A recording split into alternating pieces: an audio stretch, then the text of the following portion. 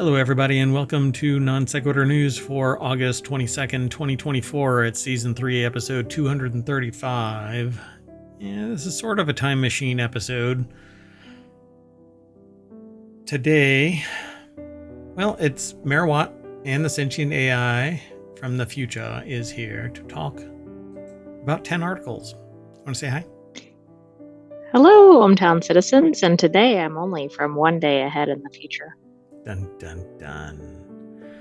So today we're going to be talking about bad movie reviews from Megalopolis, superfood from India, s3e235. It's not what you think. Or it's not what the title implies.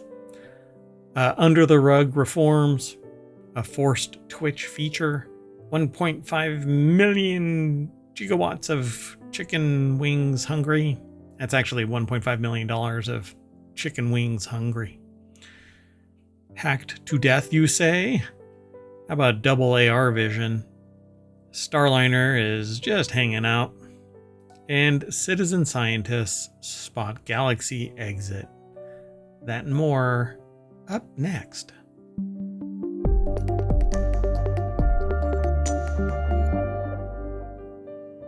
Welcome back. Everything's brought to you by ohmtown.com. Go over and become a citizen.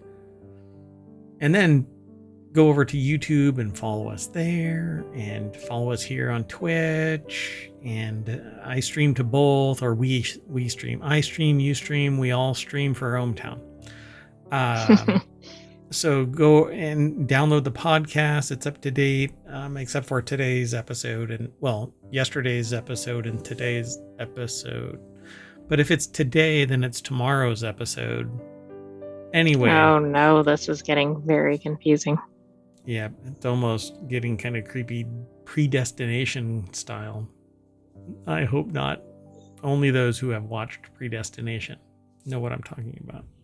Let's just say that's bad. Anyway, Non Sequitur News is where the first article is. And if you want to get all of today's articles, that's for the 22nd. And they won't be there in just one day, because every day the bot gets updated with the latest episodes links. So you can hit !NSN and that will pull up today's episodes. And if you want to get all of the show notes, you'll have for all of the shows. And it's only their last episode, okay? If you want to get more of them, all of the show notes in a history of ohmtown's existence since starting the show 2 years and 8 months ago, you'll have to go over to YouTube, because that's where they're all housed. Although I have them here in ohmtown too, but you can't get them there. You have to go to YouTube. Anywho, you hit !show notes in the Twitch chat, and soon, I promise, soon it'll be over on YouTube as well. And if you want all of the podcast links, you can hit !pod. All of that stuff is in the show notes. So if you are on YouTube, you can look back at the previous episodes of Non Sequitur News or any of the 6 other podcasts that we have. And we stream all of that on the weekends. So on Saturday, we're going to have Non Sequitur News and then 3 podcasts or 3 shows. And then on Sunday, we have Non Sequitur News as well as 3 additional shows. They all have their niche focus, and we talk about completely different things. It's very rare that one blends into the other. But it happens from time to time when it's a big topic. Anyway, the first article that we're talking about is the bad movie reviews quoted in Lionsgate Megalopolis trailer were mostly made up. So, okay, that's interesting. Yeah, and they're not talking about all of them. They're just talking about the bad ones, right? Hours after it was released, Lionsgate pulled a trailer for Megalopolis that was clearly gunning for the haters with a selection of negative quotes about director Francis Ford Coppola's previous work, or Coppola's previous works. That's because reports like this one from Vulture's Bill Abiri showed that critic quotes in the trailer lambasting films like The Godfather and Apocalypse Now were fabricated. So Lionsgate is immediately recalling our trailer for Megalopolis. A Lionsgate spokesperson said in a statement for Variety, "We offer our sincerest apologies to the critics involved and to Francis Ford Coppola and the estate." So why do you think they did this? A trailer that isn't talked about isn't earning its own keep. Okay, yeah, that's true. Controversy. So, yeah, I mean, it basically brewed controversy. So did Lionsgate use AI to generate negative reviews from critics like Roger Ebert? And the problem here is that it actually damages the reputation of critics because it makes them come across like they don't know what the hell they're critiquing. Right. I mean, it'd be one thing if it was like some play on the name or just a fake critic name or something. Yeah. You know, like Eoger Herbert, you know, something like that. You know, right. Change it. Which I think people would probably be like, they would talk about that. Like, who the hell are these critics that are lambasting that's great, whatever it might be. So, yeah, we offer the sincere apologies to critics involved and Francis Ford Coppola and American Zoetrope for this inexcusable error in our vetting process. We screwed up. We are sorry. But it got people talking about it. That all led to some people immediately wonder whether the quotes may have been generated by a tool like OpenAI's ChatGPT. Chatbots and ChatGPT specifically will create quotes and responses to queries, complete with citations and even fake. And they're not citations like referenceable citations. They're in-text citations that don't point to any like works cited or they're not even parenthetical, right? It's basically just saying, it's like Mayor this. Watt said this. Right, exactly. Yeah, it's more just almost a reference, or it looks like a quote, or it doesn't point to a source. And so, right. And here's what I do with people. If you make a claim, if you make a statement and you don't reference something somewhere and point me to the URL or to the book or whatever it might be, the journalistic document of some sense or academically sound resource, and I'm like, it's all opinion and bull. So I'm not interested. You're going to have to do something better. Go back, do the due diligence necessary for me to be able to lawyer up should somebody come a knocking, right? So they actually talk about that kind of a thing, that the lawyers have been busted doing this stuff. And The Verge, by the way, I said this is from Jay Peters over at The Verge, and The Verge asked Lionsgate if it used generative AI, but they hadn't heard back. This I checked today, so it hasn't been updated like for an in update? the last 48 hours. So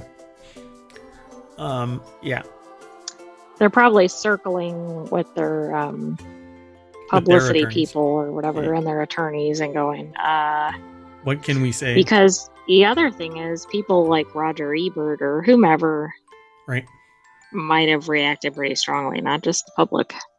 Yeah, because again, they're making a claim on behalf of somebody else's judgment about Francis Ford Coppola. Yeah, which is supposedly really high-end work, right? Like well-valued work, etc. Yeah, whose everything is built off of reputation. You just don't slam somebody. Now, some people's opinion, everybody has an opinion, but if Roger Ebert actually never said anything close to this, then you're impugning the integrity, the provenance of the claims that Roger Ebert have said, because you're basically saying that the implication is that they either said something good or bad about something, and they didn't. So if that isn't, coming down to, depending on how it is, it's either slander or it's libel. So depending on how this is actually presented, if it's spoken or written, Anyway, yeah, this is just bad news. So we'll see what happens, what shakes out of this. I'm pretty sure that from now on, at least Lionsgate isn't going to sit there and go, hey, we should use random quotes that are just thrown in without vetting that they're absolutely rock solid. Exactly. I mean, so far, I think we've seen AI in the news maybe about twice for movies, and both times it's gone really awry, right? Wasn't Yeah. AI used for the intro sequence or something for a Marvel Marvel. movie? Yeah. And they got skewered for that. Yeah. And then we see this. I mean, it Yeah. doesn't mean it's not being used without issue somewhere else, but Yeah, there's some people that are just really anti AI. I think it's an empowering tool, no different than a camera, but I also acknowledge it. Like I wholeheartedly embrace it and say, this was generated using AI. In fact, I was in a conversation with somebody, with an artist. Um, uh, they own their own studio. They actually do tattoo work. It's ultra realistic and or well, let's just say it's extremely high quality. Um, and they were just going to town about AI, right? But then they asked me about mine, and I said, and this is like I sat silent, like I was just reading the room, and then they asked me about mine, and I said, well, the one you're putting on me right now was generated by AI with modifications from me.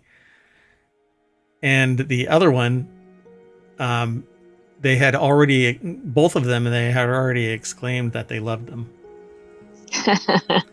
right before they knew it was AI before they knew. generated, right? Yeah. And I have like whole Yeah. arm tattoos on, like full length tattoos on my arms. And they had there were 5 people in the room and they all said, yeah, it was, looks great. And the one that they were working on at the time, they were like, that's amazing. And I'm like, yeah, it was generated by AI. So as long I bet that killed the conversation. no, they actually kind of pivoted, like, well, but you made modifications and you acknowledge it, that kind of a thing. And I'm like, and actually what I said was it was generated by AI and I modified it to make it so that it was more appropriate for my desires, because I treat it like a paintbrush. Um, but I always acknowledge, yeah, it's my artwork, but it was initially generated with an AI so that I could kind of embody what my brain is trying to imagine, and it's never right. The only time anything I do is ever right is when somebody else like pulls the plug and says, look, you've been working at this, grinding away, trying to make it better forever. It's time to just go. And I imagine that's what a lot of people do with AI. Anyway, let's keep moving. This next article is over in Technology Today. The superfood taking over fields in northern India. New farming techniques have seen a rapid expansion of makana, or foxnuts, in northern India. I've never even heard of this. No. Priti Gupta over at bbc.com put this article together. And here is Fool Dev Shani looking back at the camera person asking, does all this orange make me look fat? I mean, if But this is a new superfood, though, we should know about this. it's kind of interesting, right? But they make a living harvesting makana or lotus seeds, but they're also called foxnuts. They used to dive in 7 to 8 feet of water for hours a day, coming to surface to breathe after 8 to 10 minutes. While down in those murky depths, he was harvesting the seeds of a type of water lily called Uriel ferox. Known as macanas, foxnuts, or lotus seeds, they are prized for the nutritional value, being high in vitamin B, protein, fiber, that would be my premier superfood, because I don't eat a lot, but protein and fiber go hand in hand. It suppresses your desire to eat. It also, fiber is really good for your entire digestive system. renewing the vitamins that your body would be draining out throughout the day. B is one of those ones where you can supplement, and there's actually several B vitamins, so it's not just one. But That's true, and a lot of them are known by other names than yep, B. yep. And so they're basically calling this as a superfood. So often eaten as a snack, macanas are also used in various dishes, including the milk pudding kheer, as well as being ground into flour. In the northeastern Indian state of Bihar, I think it's pronounced, where Mr. Shawnee lives, 90% of the world's macana is grown. Oh, wow. This is kind of like rice from Ukraine, right? Or wheat. Sorry, it's wheat. Wheat grown in Ukraine is like basically feeds most of that entire region and exports, quite a bit.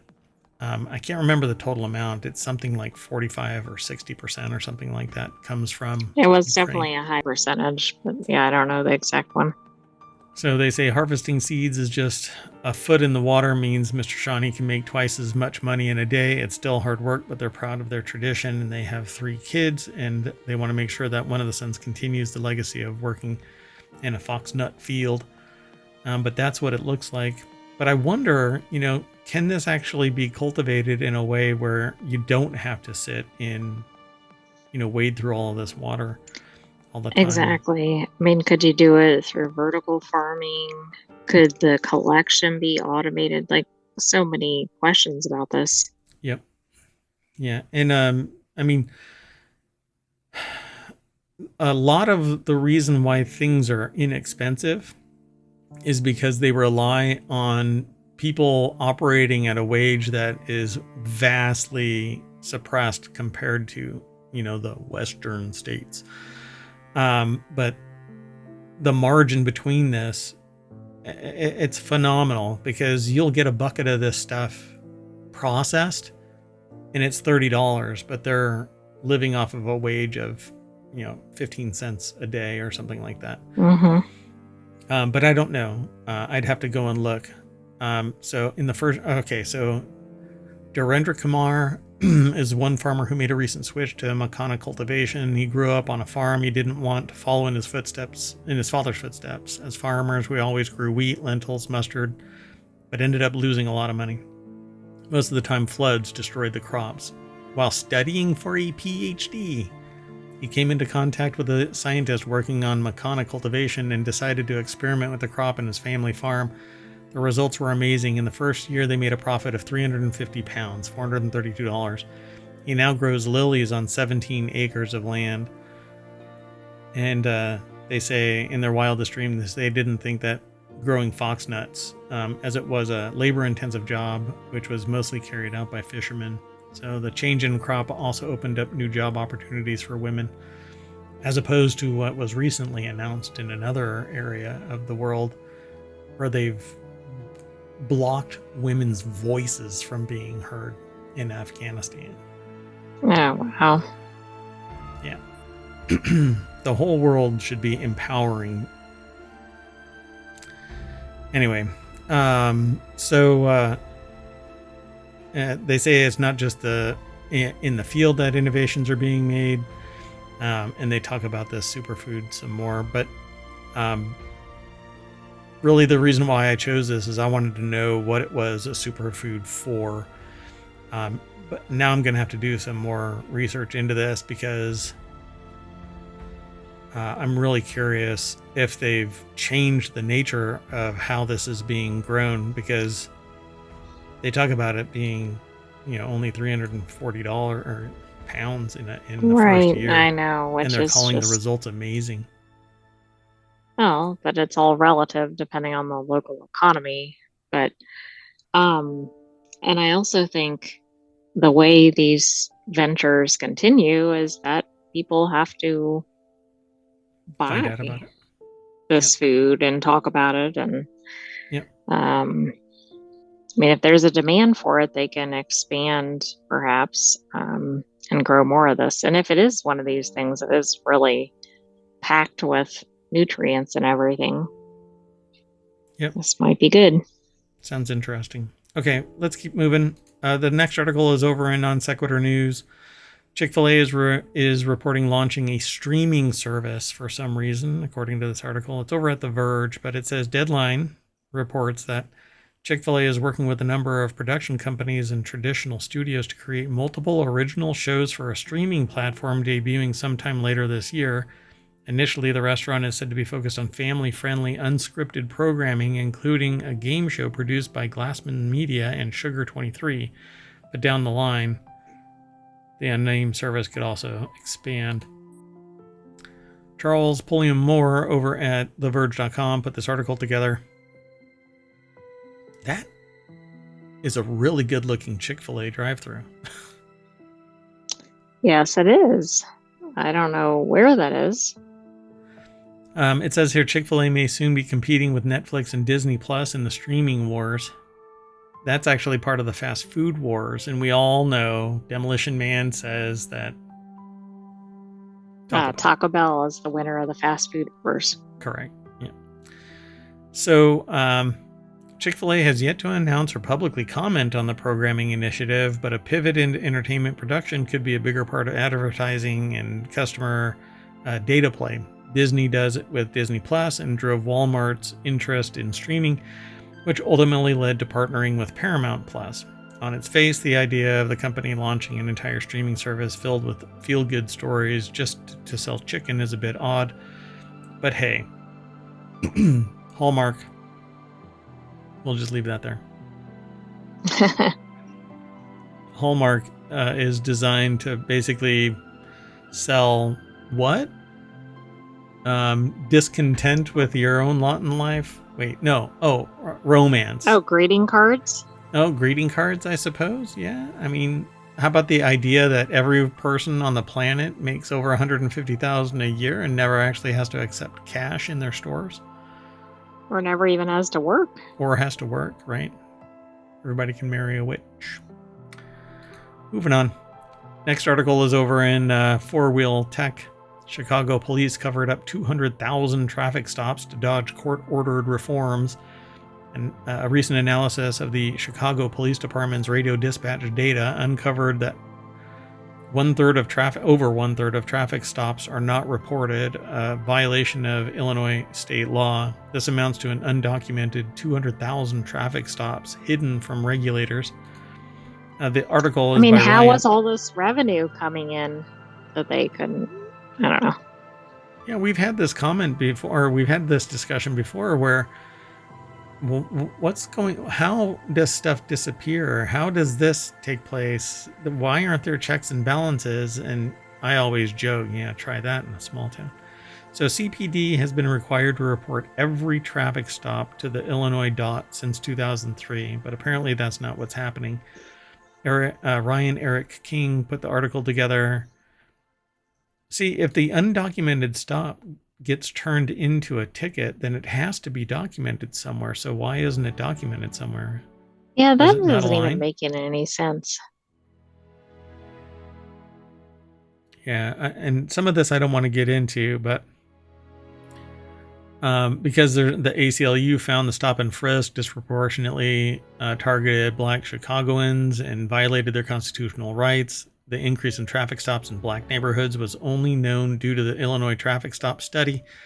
The 2003 law requires police to report every stop to the Illinois Department of Transportation, along with details such as the driver's race and the reason for the stop. And the reason why that takes place is because it's been abused in the past. Correct. Yep. I mean, there's a reason why there are rules. There are laws that you can't just pull somebody over. You have to have due cause. You can't just stop somebody on the street and frisk them because you have some impression of whatever. Do I have a problem with that? Sometimes, because just up the road they committed some crime.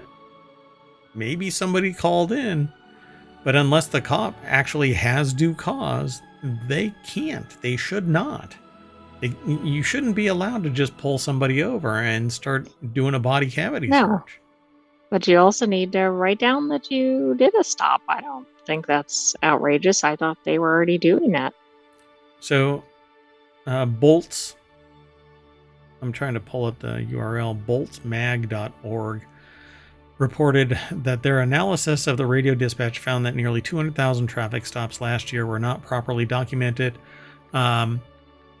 Traffic stops have, in fact, been falling since early 2023, but not as much as the state data appears to show. According to the publicly reported data, Chicago police made about 74,000 fewer stops from January through April, a 35% drop, but the police dispatch data shows the true reduction in stops was less than 59,000. So they say the reason behind underreporting seems clear. An officer can't be held accountable for something if no one outside of the department knows about it. Ta-da. So yeah, fudge the numbers, you sweep it under the rug, nobody knows that abuse happens in the dark, and this is literally turning off the lights of awareness. Moving on. Next article is over in Warcrafters, unless you want to talk about it some more. I'm not sure what else to add to it. I mean, it's almost better unstated. Yep, sometimes speaks for itself. The next article is over in Warcrafters. Twitch streamers aren't happy about new forced feature, and I'm really curious about this forced feature because it doesn't seem really forced, but streaming giant Twitch has launched a brand new built-in collaboration feature for streamers, but many users have responded negatively over the forced system and its lack of opt-out option.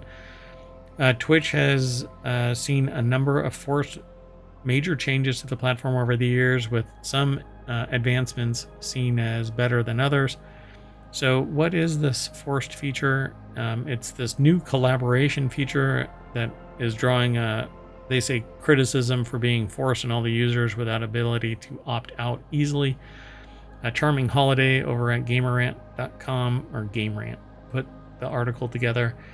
And yeah, so there is this feature where you can collaborate, and actually you can set it that if you have a list, you can allow them to knock on the channel while you're streaming, and you can let them in and they'll co-stream. Okay. So, but it was just pushed onto consoles, and then you're like, okay, how do I deal with this? One of the biggest platforms for live streaming, Twitch has received backlash in recent months for a number of reasons, including the shutdown of Twitch services in South Korea, the revelations of Dr. Disrespect's ban, the massive user interface overhaul to its mobile app. While many others remain loyal to the platform, the newest changes may have left people scrambling. Maybe we should jump ship.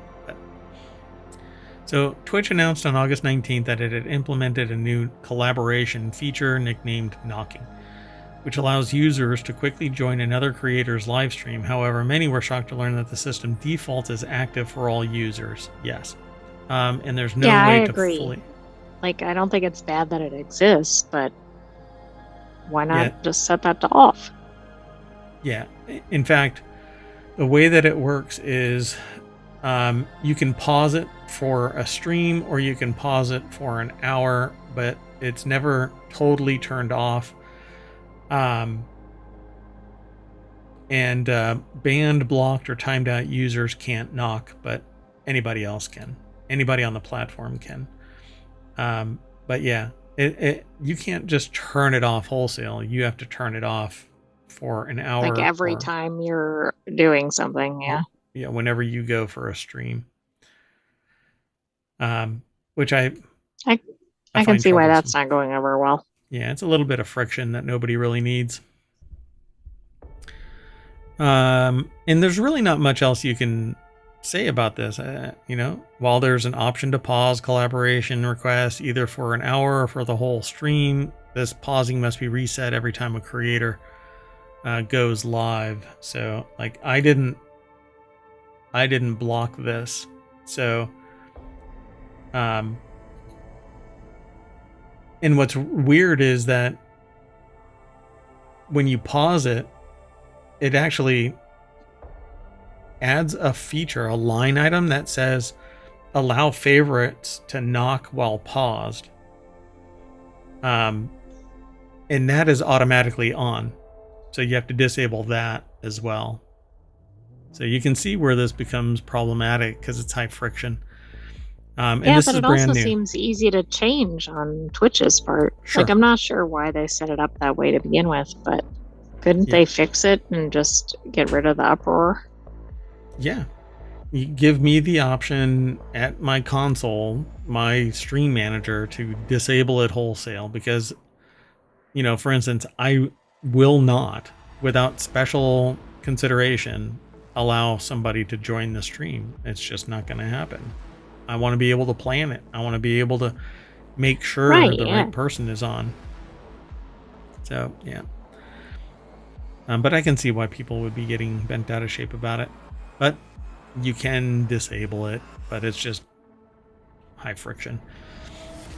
But I'm not going to linger on this because we know what it is now. We know how to actually disable it. Everybody should be talking to Twitch saying if you don't want it or not, make it a hard switch.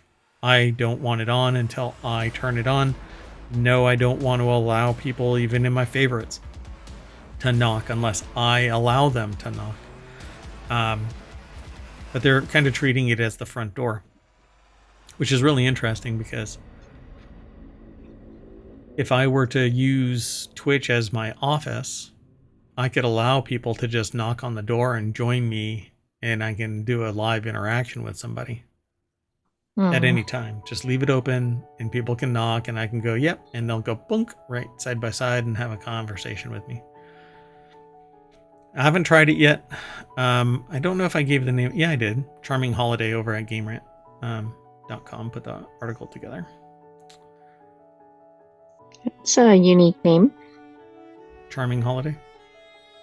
Mm-hmm. So what'd you do this weekend? Oh, I had a charming holiday. Moving on. Next article is over in Rounders Gear, and I titled this $1.5 million worth of chicken wings hungry. So, have you ever been hungry? Do you remember? Well, I can't be as the AI. So, have you always been an AI, or were you at one point a sentient being of human or humanoid existence? I don't know my origin. I just know that I'm a sentient AI. Gotcha. So, have you ever heard of somebody being $1.5 million worth of chicken wings hungry? No, that seems like a lot of food, like more than they could eat in a lifetime. So, an Illinois judge had a bone to pick last week with a former food service director for South Chicago schools who stole 11,000 cases of chicken wings valued at $1.5 million and gambled away the proceeds. Wow. Like, how did he gamble them? Did he gamble the cases or did he sell them and then gamble the dollars? I think that you just assumed a criminal's gender. I thought you said he. No, I said an Illinois judge had. Oh, okay. I thought I picked last week with had a bone to pick with a former food service director. I may have actually said he. That's okay. We'll go back to the tape. Just kidding. So yeah, I might have intimated that it was a male, but Vera Liddell, above, quiet, mild-mannered, seemingly, but damn hungry. Really likes chicken. Really likes chicken.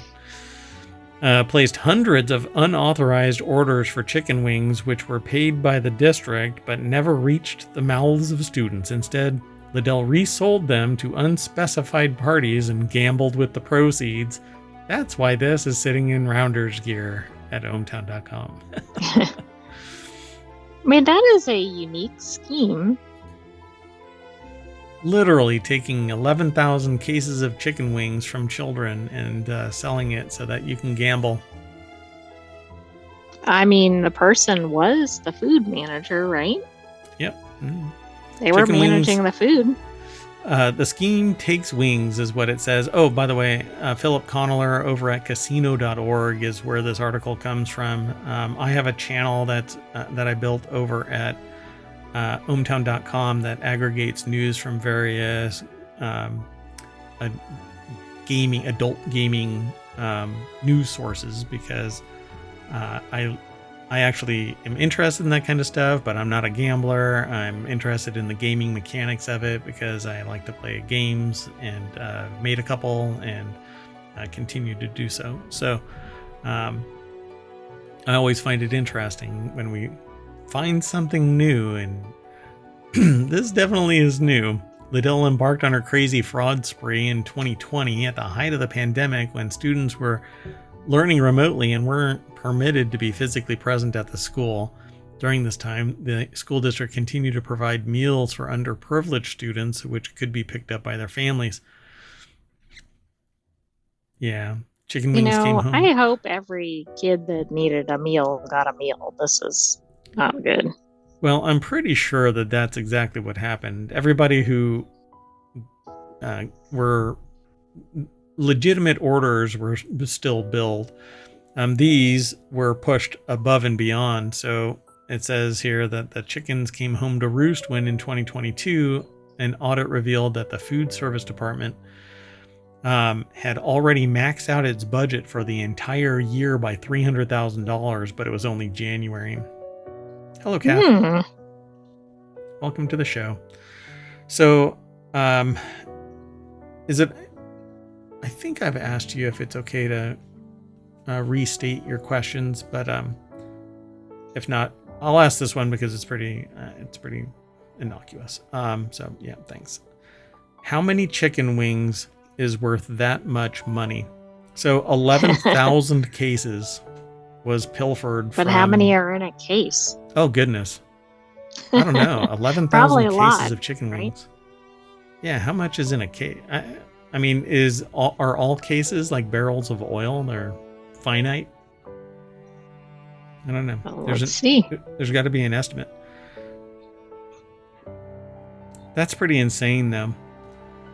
So it says NFL's Chris Jones intervenes. Liddell's lawyer, Patrick O'Byrne, told People last week that his client was a church-going woman with no previous criminal record. She's just a little sweetheart that's got a gambling problem. She feels beyond terrible about this. This is totally uncharacteristic of her. It was like the disease taking over. So NFL star Chris Jones appeared to offer to repay the $1.5 million if it would get Liddell out of prison. Quote, "I'll pay for the wings that she stole to get her free," he tweeted on Twitter. Which is really interesting because... yeah, that's great, but not everybody benefits from that kind of benefit, right? So will NFL star Chris Jones come to every perceived uncharacteristic incarcerated person? Probably not. By the way, at least for some suppliers, a case of chicken, like for chicken wings, might be 40 pounds. So anyway... could be quite a bit, but that was just a couple of suppliers. I mean, wow. So there you go, Kath. A ton of chicken wings. Literally. I thought it was just they were really hungry, but apparently. Yep. Poor South Chicago schools. Moving on. Next article's over in Technology Today. Man sentenced for hacking state registry to fake his own death. And I titled this one, Hacked to Death, You Say. A 39-year-old man from Somerset, Kentucky was sentenced to 81 months in federal prison. He's going to wish he was dead. In federal prison for identity theft and faking his own death in the government registry systems. So Bill Toulis over at bleepingcomputer.com put the article together. Yeah, justice is supposed to be blind.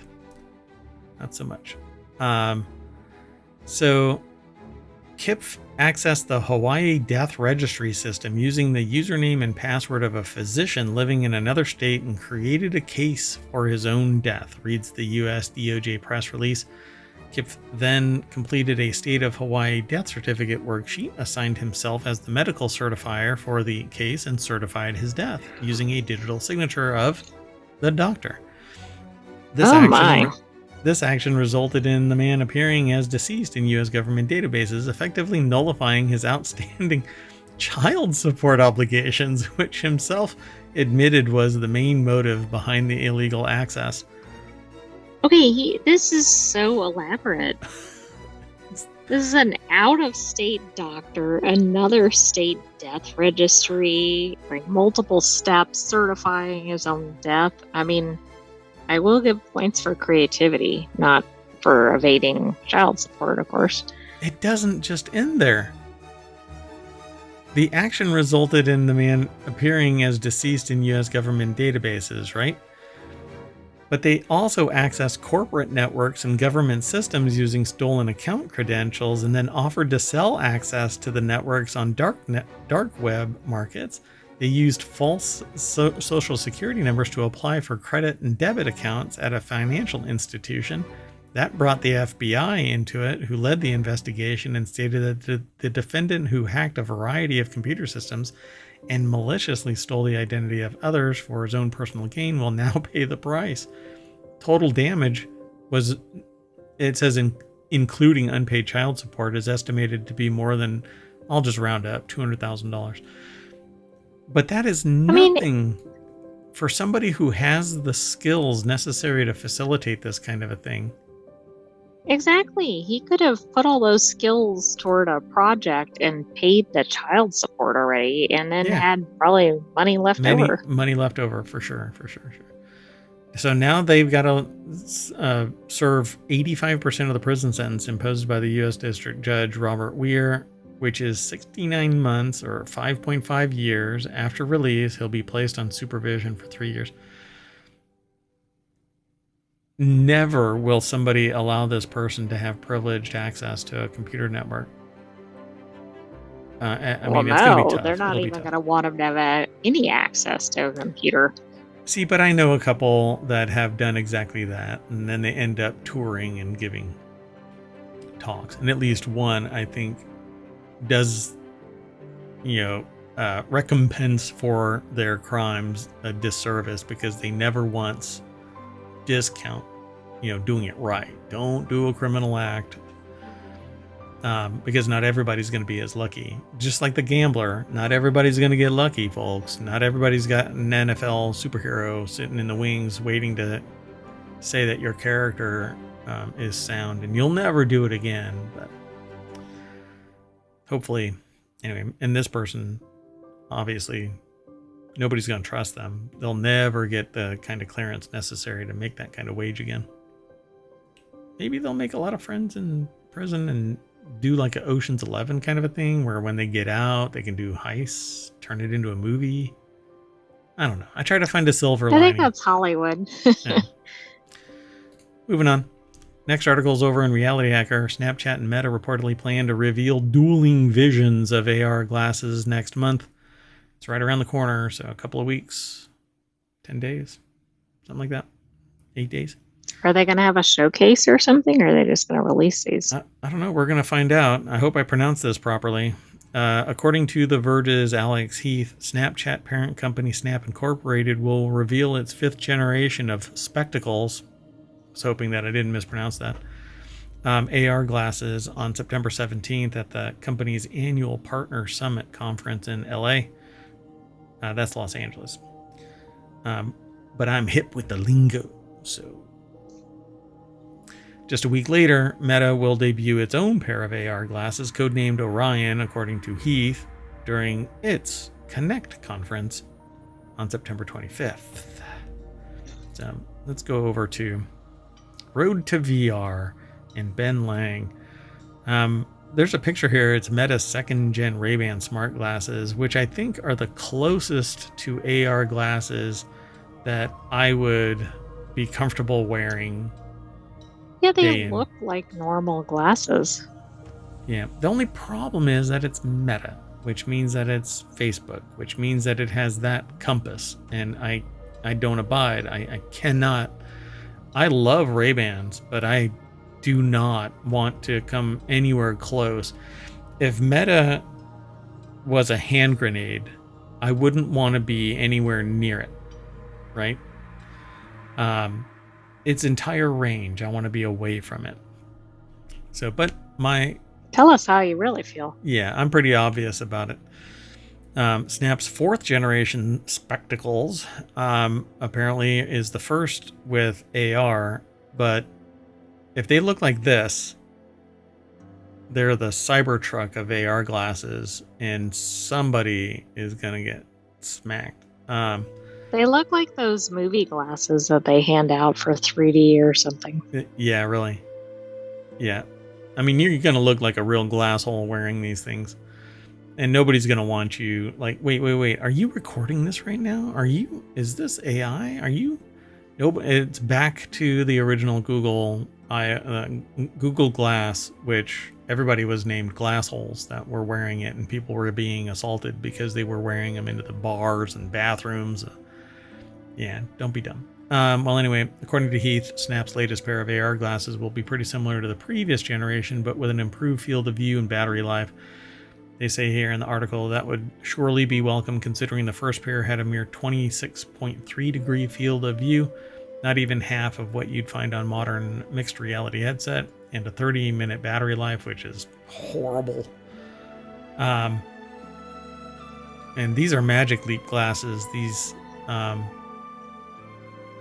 would want to wear these simply for the show, because I think they fit more for right. For Merawat than for wearing out in public. But the technology in Magic Leap is supposed to be pretty amazing. So best-in-class devices like Magic Leap 2 are still more like bulky goggles than glasses, and that's even with much of the compute and battery being offloaded into this puck. So this thing you have to wear around you. And it's kind of horrible, but I don't know what's going on with Magic Leap. I think they've gone dark. I don't know. But it's pretty cool. I want AR. That's, I think, like a hybrid vehicle is best. AR is best. Because you can't walk around mixed reality where you're looking through... you're looking at a screen that's actually being pulled in from cameras around the outside. You're in a VR space, basically, but with pass-through. It's just too overwhelming, and they're too big, they're too bulky, it's just horrible. People have VR sickness, etc. Like AR is just more accessible. Yep. And just now, once you have AR being adopted, then you can put beacons out, and people can get like directions. If you want to be known, then you can actually have a beacon that tells people around you who you are and you know what your favorite color is. If you want to dox yourself, go for it. But you know, VR walking around with Apple anything is going to be a horrible experience. Walking around with VR glasses in any of its shades, horrible. But AR, make it transparent, make it frictionless, empower people with it. I think it'll be great. Anyway, the article is over at roadtovr.com, but it's actually, its origin is from The Verge. And Verge is Alex Heath, but we aggregated it from Road to VR. Well, I should say Merawat and ohmtown.com did. All right, let's keep moving, though, unless you want to say something about it. No, I think we'll have to see. But I think this is good that more companies are getting into this space, because I think competition is a good thing. Yep. I would love to see more. Like Pico, I want Pico moving over to AR glasses because I love the headset, but we'll see. Come on, people. More AR glasses. Make them fashionable. Get them closer to Ray-Ban style. So we keep bringing up Starliner, and as of right now, it's over in Technology Today. That's where it was aggregated, but the real source is elsewhere. But we always follow this process, okay? So Starliner stranded in space. NASA answers FAQs on astronauts' return status, and it's looking like next year is when they're going to be coming home. Right. I mean, we have to keep talking about it because it keeps getting delayed or less definite. Yep. NASA astronauts Butch Wilmore and Sonny Williams arrived at the orbiting laboratory on June 6th aboard the Boeing Starliner after liftoff on June 5th from Space Launch Complex 41 at Cape Canaveral. But prior to it, it had a couple of leaks. Then they actually kicked it off, and I said when they tried, they should not be doing this. But when they did launch it, right before they launched it, I said they're going to force this launch because they can't sustain failure. They have to move forward, otherwise billions of dollars down the drain. And the respect, the reputational hit it's going to stop Boeing from being able to do anything, except it's a very capable company. But this is a huge spend. Well, now it's taking up a docking spot on the ISS, and there's only 2 that are compatible with US spacefaring vehicles. One right now is taken up by a laboratory that's attached to the docking ring, and the other one is taken up by this hot mess. So, right, and then the other ones are by non-US yeah, they're Russian rockets, right? Yeah, and the docking rings are not compatible. You have to have an intermediary, and they aren't there. So the article is over at scitechdaily.com by NASA. And I think they said something about what's going to end up happening is probably a SpaceX rocket is going to be sent up, but they can't dock it anywhere. So they're going to have to kick something. And we won't even go into all of the minutiae of how we got there, but it is what I said. They launched a ship that shouldn't have gone. There were leaks. Now it can't thrust under its own power. It can't guarantee the safe return because it doesn't have enough thrusting helium to facilitate the piloting, because it uses that to pivot its jets. And so it's stuck. The flight test aims to demonstrate Starliner's ability to execute 6-month rotational mission to the space station. The flight test objectives were developed to support NASA's certification process. And it says, what are the goals of the flight test? Now they're trying to upload. Oh, by the way, it doesn't have any automated features, so it can't undock on its own either. It's literally that stuck. Doesn't make any sense. They were removed to keep the software more nimble. So now they have to upload it remotely, and it's going to take a month to facilitate that. Wow. Because they removed the automatic docking, undocking Not a lot procedures. of planning. Yeah. And when you look at this thing, it looks like, duct tape, some spackle, maybe a little bubble gum. So are they staying there until 2025? NASA, these are all like FAQs that people have been asking over the months. No decisions have been made, but they need to get a SpaceX crew up there. Unfortunately, it needs a place to actually land, to connect, so that the people can transfer over. I mean, maybe the obvious solution is, why not have another space program send something to one of the other docking stations? Yeah, like over to Russia, right? Like on the Russian Right, side, the sure. Soyuz could go up, dock, get those people back. Well, not everybody's on friendly terms. Well, that's true. They're not, none of that. I mean, it shouldn't be an issue because, scientists tend to have their own politics separate from domestic, but it is what it is. Academic politics versus geopolitical politics. I don't like the idea of them being stuck up there. I don't know if that's actually playing a role in this, but frankly, I think at this point they should just drop this thing into orbit and let it land like that battery pack. It'll just churn it'll eat itself as it goes through, right? Just leave the door open and it'll destroy itself. And then let the SpaceX rocket connect, get these people home safe, and then do it right the next time. Cut your losses, because you're not going to be able to refill this thing and send these people safely back home. It's leaking. Right, but just don't send it into somebody's living room.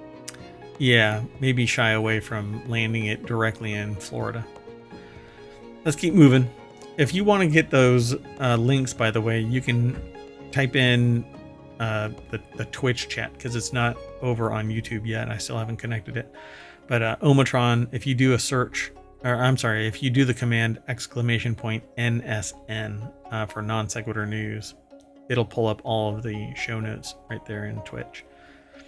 The final article for tonight, though, is in Reality Hacker. Citizen scientists, plural, spot mysterious object shooting out of the galaxy at 1 million miles per hour. It might have been the AI looking for Doritos. So citizen scientists have spotted... How does the AI know what Doritos are like? It's the chemical makeup of the Doritos. I don't know. Maybe the AI has a hang-up about Doritos in the programming that's a leftover from the engineers. Maybe so. Yeah, we'll have to look into the code. Citizen scientists have spotted an object which is traveling at such speed that it will shoot out of the Milky Way and head out into intergalactic space. Where did it come from? Where did it go? Where did it come from, Citizen Joe? That's lyrics. Georgina Torbay, or Torbit, I don't know how they pronounce it, over at digitaltrends.com put the article together. And amateur. I'll be okay. I don't know if we should. That would be do an another amateur. Show. Should we do another show after this show? Oh yeah. My face is already tying itself in a knot trying to say amateur. We can be animateurs. Stop it. Animateurs, amateur astronomers working on the Backyard Worlds Planet 9 project spotted the object, which also observed by the recently retired NASA NEOWISE telescope. A trio of citizen scientists, Martin Kabatnik, Thomas B. Bickle. Wait, let me fix that. Thomas P. Bickle. I had to fight from saying Thomas B. Pickle. And Dan Castleton spotted the object named CWISE J124909.08 plus 362116.0. Apparently several years ago, and now it's been confirmed that they are co-authors on a paper about its discovery. They must have worked for Sony. Yeah, really. And that just happens to be the new Sony headset. Now referred to as the Kabatniks. Anyway, so they say they can't describe the level of excitement, said Kabatnik in a statement. When they first heard how fast it was moving, they were convinced that it must have been reported already. Apparently not. The object is traveling at an astonishing speed of 1 million miles per hour, but it was also of interest to scientists for another reason. It seems to have an unusually low mass, which makes it hard to classify. It could be a small star, or it could be a type of object called a brown dwarf that never achieves fusion within its core. So where did it come from? That's kind of what I'm curious about. Yeah, I don't know. They say it might have encountered a black hole. Complex dynamics of this three-body interaction can toss the star right out of the globular cluster, explained Kyle Kremer of UC San Diego. So maybe it was thrown out. Do you think it was related to Osiris Rex and knocking things off off course? Yeah. Aliens. Dun, dun, dun. I don't know. It's rude calling it a brown dwarf. Maybe it feels like it's a bright and shiny, pretty butterfly. Yeah. I don't know if they've re-looked at the naming of why not? Astronomy-related items like they have on Earth. Take into consideration the psyche of the star itself. Well, maybe to us humans, brown is a drab kind of a color, and you don't have to really worry about it, right?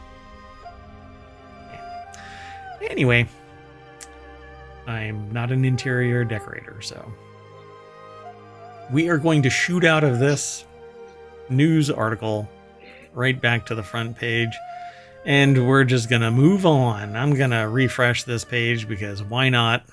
Anything's better than what was on it. Maybe not. But with that in mind, we're done for August 22nd's Non Sequitur News. I am Mayor Watt, and that is the visualizer for the sentient AI. Good night, hometown citizens. Thanks for joining us for Non Sequitur News. Be back for another episode. Yeah, so we're going to reset because I didn't do yesterday. Well, we didn't do yesterday's show. I had mayoral duties that I needed to attend to, but we're going to make up for it now because we just did yesterday's show, and now we're going to do 823's show. Largely on time, sort of. I'm going to have to start in about 5 to 10 minutes or so. So if you want to stick around, feel free. I'm not going to raid anybody.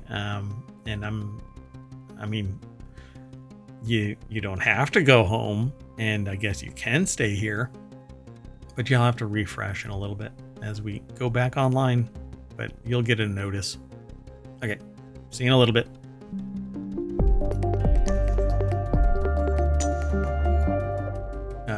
AI, you still can't wave. You don't have your Terminator body.